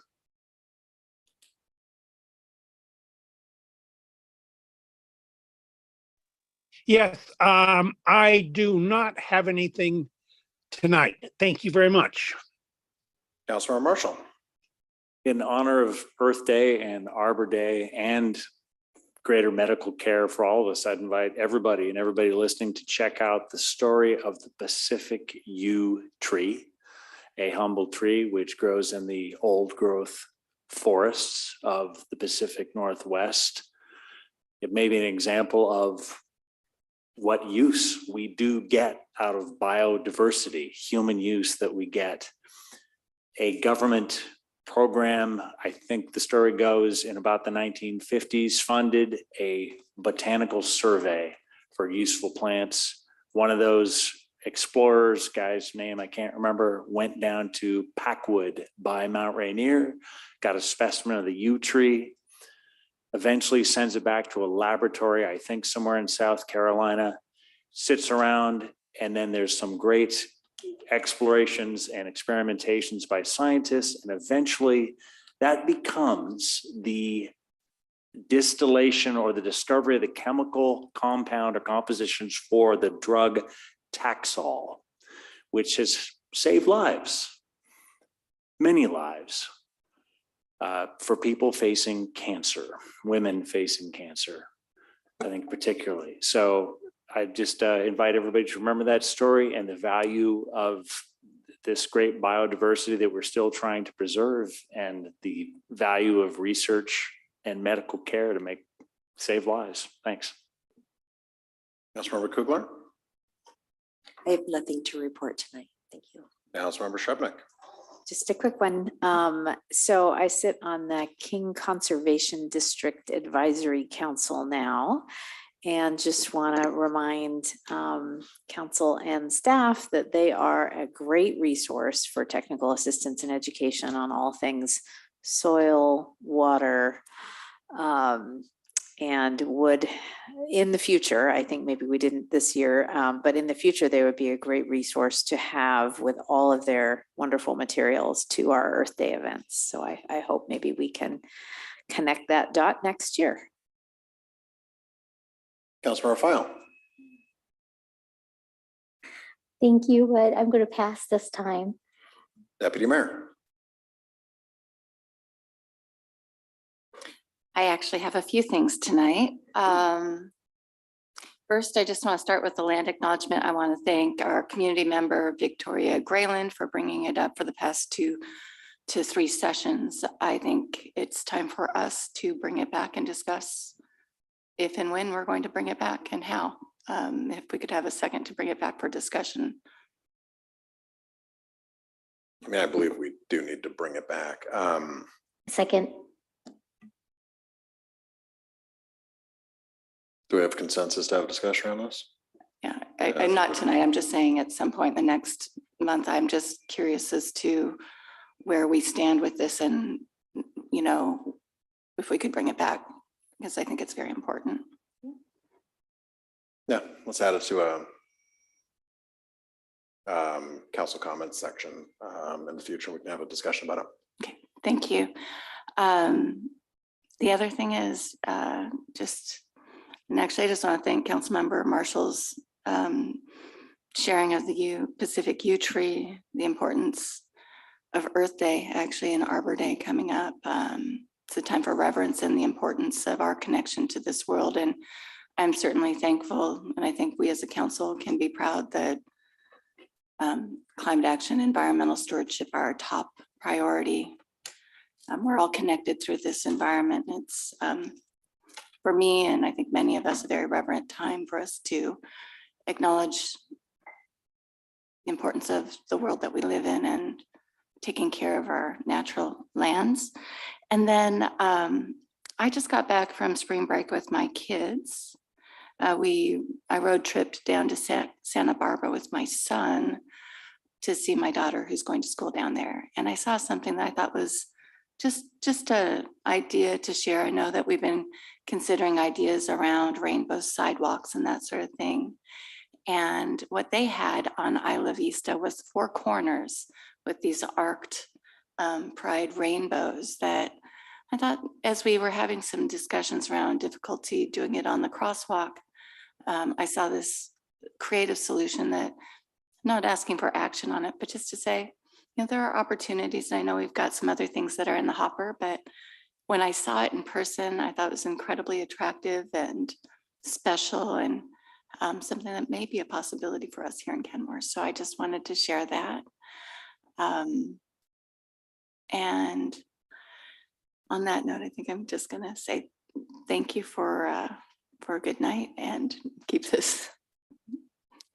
say good evening and thank you. All right. I just want to thank, everything the city did and the Seattle hydroplane. I'm going to get the name of it wrong, but the association for coming and putting on a really fun show on Saturday. I had a great time at Tahquatese with my parents and my uncle, watching the boats go by, interacting with the public. And then, my parents and my uncle, who don't live in Kenmore, went and spent their hard-earned revenue at the 192 afterwards and added to the local economy. So it's a great event, lots of fun. I'm really glad that's back. Nothing more to come before us. Kenmore City Council is adjourned.